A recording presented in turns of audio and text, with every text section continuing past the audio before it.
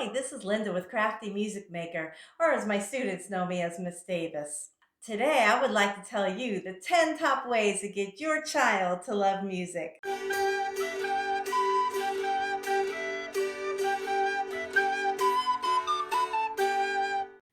Number one, sing to your child. Start when they're babies. Sing away any song you want, make up your own songs. Hey, if you're ever feeling self conscious about it, just sing along with the recording. They will love your voice. Number two, read nursery rhymes to your child. Not only will it develop a love of reading, it will also help with rhythm of words, which helps with singing and music. Number three, move to music. So you've got that baby, you can sing that lullaby and rock them. Maybe they get a little older, you might gently bounce them on your knee or hold them while you dance around or just dance when they're toddlers. To this day, when I hear some upbeat music, my shoulders just start going this way. And I'm just having a great time out there. So definitely put some movement in your child's life. Number four, expose them to different kinds of music, but make sure it's kind that you like too, and let them get an idea. There's different kinds of music out there and see what interests them. Now, that's great for when they're newborn to almost kindergarten, but let's go move on from kindergarten on. All right. So, first of all, keep singing to them and encourage them to sing with you. Make up silly songs. What a fun bonding experience. In my classroom, I will be finishing up an activity. We're singing a song, and then sometimes I'll take a part of that song or the melody and use the melody to give the directions for what they do next. And sometimes it's an utter disaster as far as rhyming or anything. And I just kind of go, oh, well, that didn't work. And they're like, it's okay, Miss Davis. Or sometimes it does work. And I go, hey, that rhymed after all. So don't feel shy about making up your own songs. Number five, take your child to concerts when they're ready to sit still and listen. Children's concerts are great for them. That's just totally geared for them. And maybe you might have them show different instruments to the children and hopefully has music that would be very engaging with them. Now, if you want to take them to formal concerts, like a classical concert, or jazz concert, or even to an opera, just be sure you prepare them ahead of time.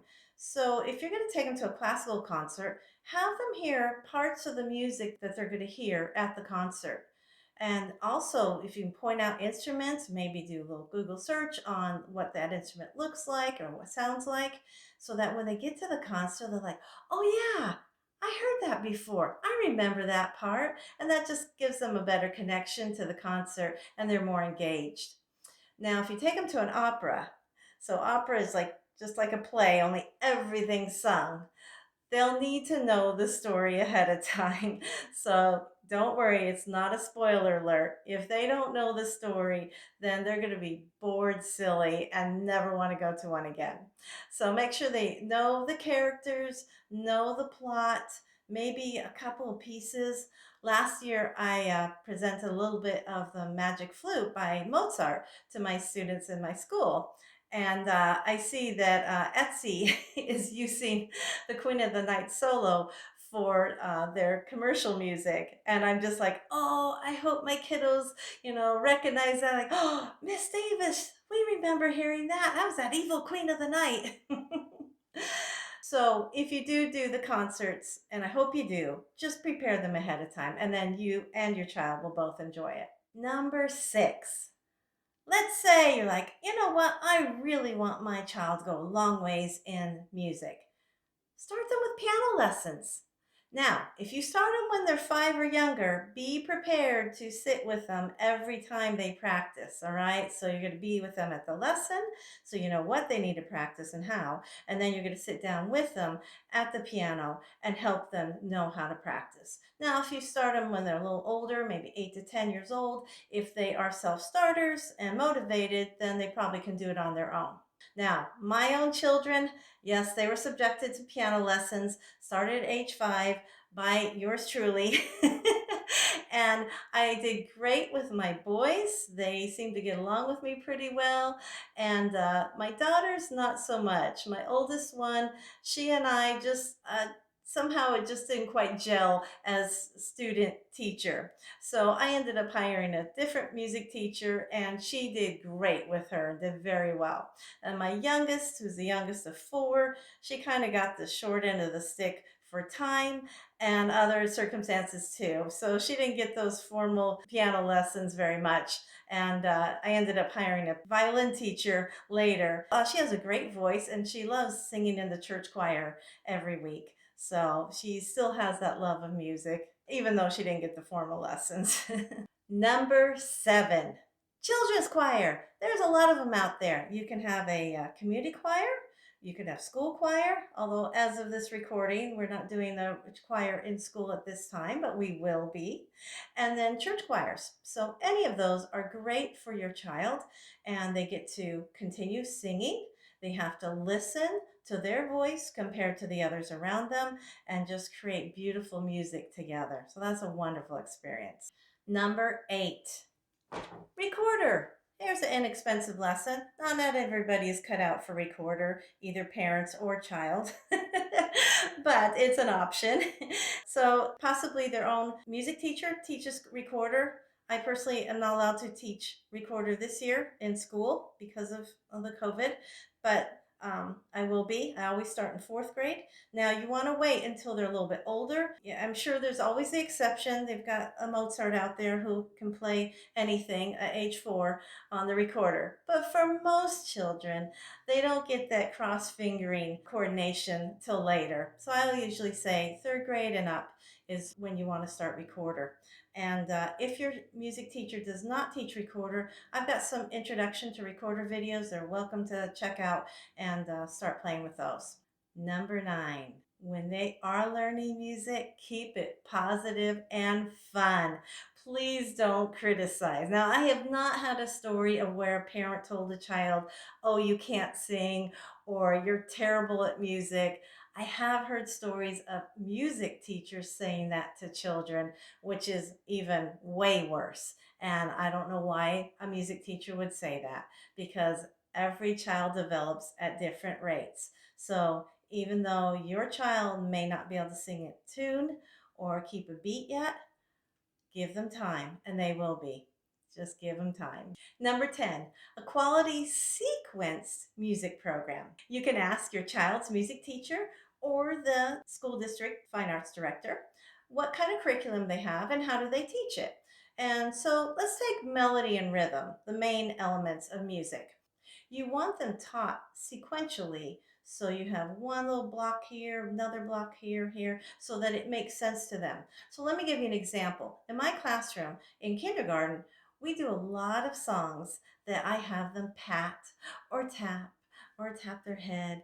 And what I'm doing is I'm trying to get them to recognize beat, okay? Beat is in every song. But I don't introduce that right away. We just experience with different songs. And then after several lessons, then I'll define beat to them. And then after that, I'll say, okay, we'll talk about word sounds. Let's take bee, bumblebee, all right? So I'll say, how many word sounds is bee? And we'll be, it's one word sound, okay? How many word sounds is bumble? Bumble. Oh, that's two. And we'll play around that with for a few lessons. And then eventually we'll tie those word sounds to the beat. And the beat with one word sound is a ta. And I'll introduce quarter note. And the beat with two word sounds is TT, or a pair of eighth notes. So I just build upon from beat to rhythm and then actual notes, and I tell them how we say them and then also what their real names are. So it's just sequential all the time. Same thing with melody, all right? So most kids when they're little could sing, nanny, nanny, boo, boo, you can't get me. That's a 3-note song. We'll boil it down to even 2 notes. la la la. And then we'll do a lot of songs that have those two pitches. Hey, hey, look at me. I am smiling, can't you see? And we'll do a lot of songs like that. And then later we'll get into high sounds and low sounds, and then we'll boil that down to a high note for hey is up here and a low note's me. And then I define so and me to them. And then later we put circles on the board to represent the so's and me's and have a line in between. And then now they're tracking the notes on the board. And then I add two more lines. So now we have a 3-line staff and eventually a 5-line staff. So you've got first and second graders, 6, 7, 8-year-olds actually reading music. Very simple, but that's where it starts. And you want that slowly building upon concepts so that it really makes sense to them. If you don't have access to a music education program, I encourage you to check out the videos I've created. Now, I'm a teacher here in the Dallas Fort Worth Metroplex, full time, elementary school, kindergarten through 5th grade. And so all these videos were born out of these shutdowns for the schools. And I had to provide education to my music students, which was the whole school. So I create these videos exactly how I would teach them in the classroom, with a couple of modifications, obviously. So if you're interested in checking them out, please do. Now, if your child has never had really much music education before, you might take them down a lower grade than what there are right now. Like I said, I have kindergarten through 3rd grade.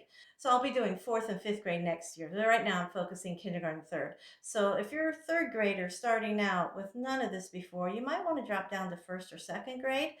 If you're watching this and it's after June 2021, then the K through 3rd grade lesson plans will all be finished and you can just zip through them quickly.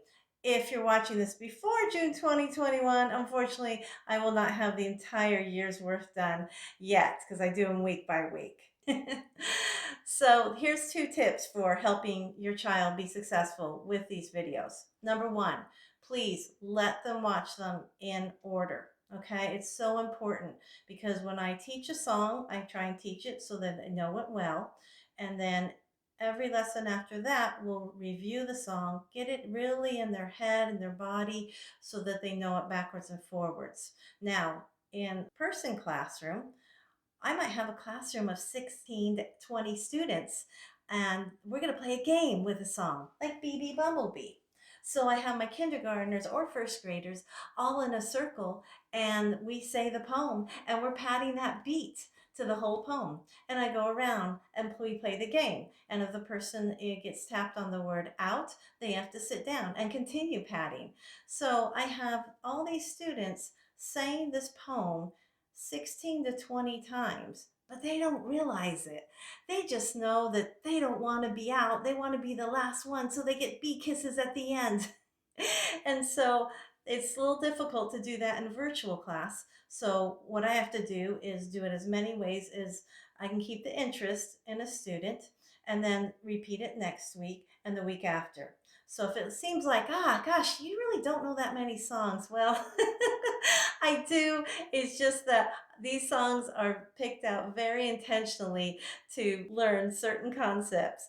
And so they do have to be repeated quite a bit. So have your child watch them in order. And the second thing is please have them participate. Please have them sing with me, have them pat or tap or move, creative movement, whatever's going on for that lesson, because they'll get so much more out of it than just sitting there watching me. So I tell my students, hey, we're learning the instrument part. If you can do it here, then I know you can do it on the instrument. So that's why it's so important to just follow what I'm doing. I always have a purpose for whatever is in the lesson. So if you are interested, check those out and be sure to subscribe to my channel so that you will be notified of new videos as I produce them. In the school year, I am producing these lessons as if they were in my classroom. In fact, I am teaching them in my classroom because I have virtual and in-class students both. So let's quickly go over those top 10 ways. Number 1, sing to your child. Number 2, read nursery rhymes to them. Number 3, move with your child. Number 4, expose them to different kinds of music. Continue singing to them even when they get older. Number 5, take your child to children's concert. Number 6, start them in piano lessons. Number 7, have them join a children's choir, community school, or church. Number 8, they can always start the instrument like a recorder. Number 9, keep it positive and fun for them. And number 10, get them going in a quality sequence music program. If you like this video, please hit the like button down below, and I'll see you next time. Bye.